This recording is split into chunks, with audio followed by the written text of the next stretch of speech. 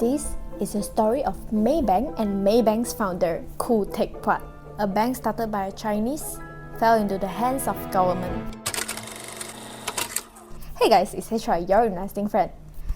We call Khoo Teck Puat Mr. Khoo lah, huh? Mr. Khoo was born in 1918 at Singapore in a rich Chinese family. His father, Khoo Yang was a businessman and an investor with golden finger. So here we call him Lao Khoo lah, huh? In the late 18th centuries, many Chinese clans set up their own banks because they don't want to save money in British banks. So all these small Chinese banks, they have their own gangs one, and mostly they serve their own people. Like this group is by Teochew lah, that group is by Hokkien lah, and that group is by Cantonese lah, like that. In 1932, because of the Great Depression, Ho Hong Bank, Overseas Chinese Bank, and Chinese Commercial Bank merged and formed the OCBC Bank today. And that time, Mr. Khoo's father, Lao Khoo, was one of the tauke of OCBC Bank. So Mr. Khoo was born in this kind of environment and family.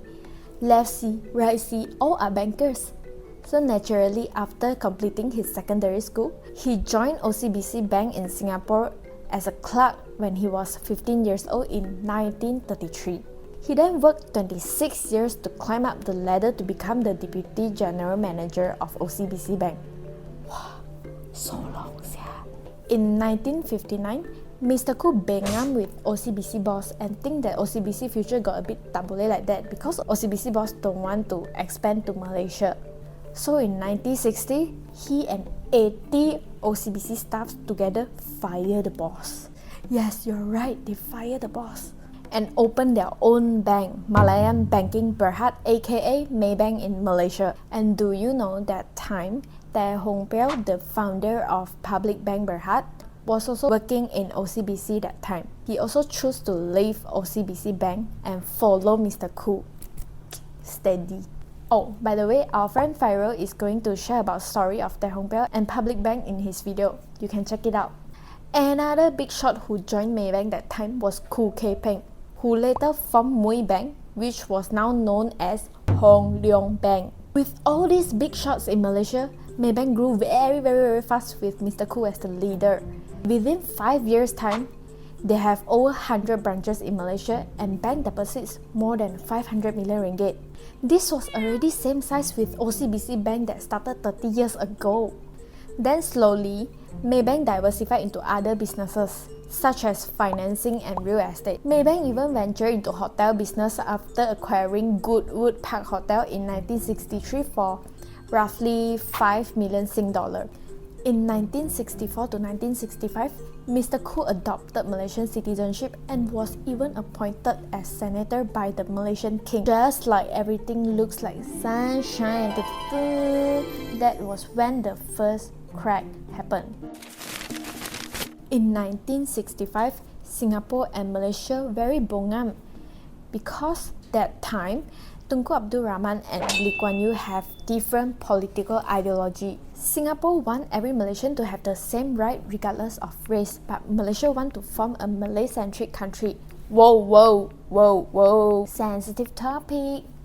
Sounds like a story for another day. Long story short, Singapore separated from Malaysia and Maybank's investment in Singapore dropped like crazy. So everyone in Maybank was in panic mode. Just when you think it was the worst already, the second crack started.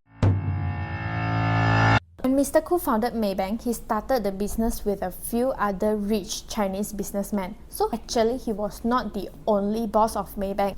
So after a few years in Maybank and seeing Maybank grew so rapidly, Mr. Khoo started to get Howlian already. And when Maybank was in deep shit in 1965, rumors about Mr. Khoo using Maybank's money for his own use started to spread. And it seems like the rumors are started by the other bosses in Maybank.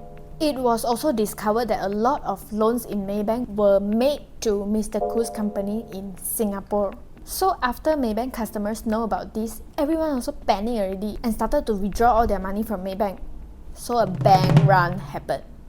Malaysia government need to intervene to control the situation. and Maybank eventually came under the control of Malaysian government. And the other bosses also did not help Mr. Khoo. They forced him to buy back the Goodwood Hotel for 50 million Singapore dollar and stepped down as managing director of Maybank in 1967. And in 1976, Mr. Khoo was officially kicked out from Maybank's board. Since then, the biggest bank in Malaysia was taken control by Malaysia government, which was then divested to PNB.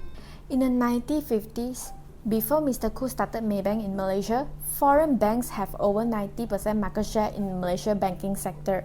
Maybank was already growing rapidly before it was taken control by the Malaysia government because Mr. Khoo identified the gap in the market which foreign banks refused to serve, which are the small borrowers in the rural areas and small towns. In the mid to late 1960s, after the Maybank's banks run, Malaysia government took this opportunity to take over Maybank. This coincides with our government initiative to restructure the whole economy with the new economic policy NEP after the 1969 riot. There were a few goals of NEP.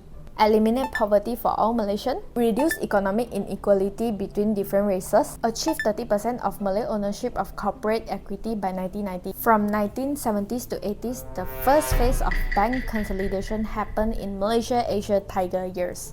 At that time, Malaysia economy was growing rapidly like there's no tomorrow. In that period of time, our government pumped a lot of money into the banking sector.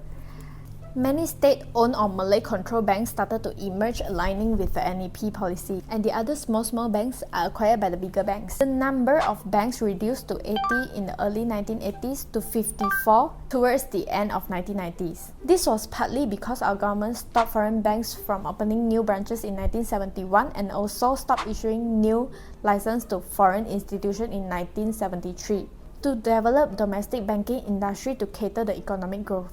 This growth continues until the whole economy came to an emergency stop in 1997, Asian financial crisis. Malaysia economy was hit hard during Asian financial crisis. All the banks were suffering because people and businesses were not paying their loans. Non-performing loans shot up sky high. The whole economy was collapsing, and here comes the second phase of bank consolidation in Malaysia. Unlike other Asian countries that seek help from IMF, Malaysia rejected IMF proposal that will force problematic banks to shut down. Malaysia adopted another approach called guided merger, which essentially means Bank Negara selected 6 anchor banks and forced the 54 local banks to merge and consolidate into 6 anchor banks. There is no criteria or explanation on how they select these 6 anchor banks. The market and bank shareholders were all very angry because the list was handpicked by our government. Most importantly, the mergers were not market-driven as the banks were not allowed to find their own partners. And given the negative feedback after the announcement, government insists that the guided merger must continue, but they revised the list to 10 anchor banks. As a result, Pacific Bank and Phileo Elite Bank were merged with Maybank in 2001. Phileo Elite Bank was founded by Tong Kui Ong, who was also the founder of the Age newspaper. For your information, Phileo Elite Bank was one of the world's earliest banks that provide online banking and stockbroking service. It was rumored that Mr. Tong was close with PM Anwar, and Phileo Elite Bank was forced to be sold to Maybank because that time Anwar and Mahathir bongam. Mr. Tong was very unhappy, and he wrote a blog and also book to expose the corrupted decision made by Malaysia government on the forced selling of Phileo Elite Bank to Maybank.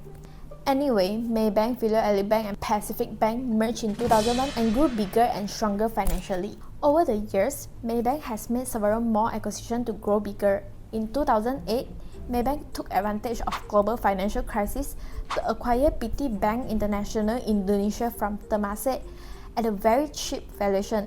This has given Maybank exposure to Indonesia, the next big economy in ASEAN region. In 2011, Maybank even had the idea to merge with RHB Bank, but the deal was eventually called off because there were many duplication in assets in terms of branches, and RHB had a new investor from Abu Dhabi, Abar Investment Fund, willing to pay at a higher price than Maybank for a stake in RHB Bank. At the same year, Maybank acquired another Singapore brokerage, Kim Eng Holdings Limited.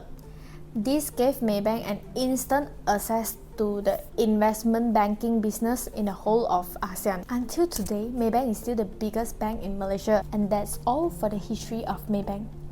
Let me know if you like videos like this explaining Malaysia's history. Also, don't forget to check out Phileo's video on Story of Public Bank. Until then, stay safe and stay strong investing. I will see you in the next video. Bye bye.